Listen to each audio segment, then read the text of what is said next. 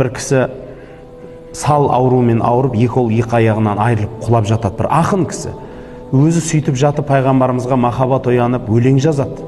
О кісінің өмір баянын жазады ғой енді. Қашан туылды, қалай болдық, соғысты, үйтті, бүйтті, дүниеден өтті деп бүкіл өмір баянын жазады да, ат қоймайды. Дастан жазады пайғамбарымызға арнап. Сөйтеді да, ұйықтап атып пайғамбарымыз саллаллаху алейхи вассалам түсінде көреді.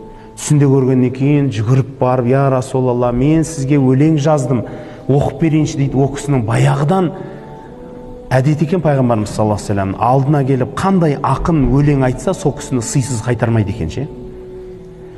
Дәл сол түсінде де сол уақиға болады. О кісі бүкіл жыр дастанын оқып бердім дейді. Оқып бергеннен кейін риза болғаннан маған тонын жауып берді дейді. Содан ояндым дейді.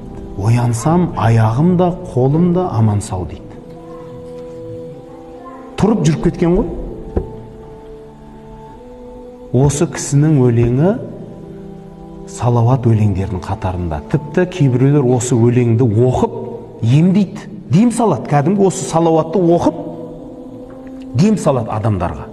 Кәдімгі жын тиіп, есінен ауып кеткендер, жаңа сал болып аяқ қолынан айырылып қалғандарға пайғамбарымыздың құр өмір баянын оқып береді, анау кісі орнынан тұрып кете береді.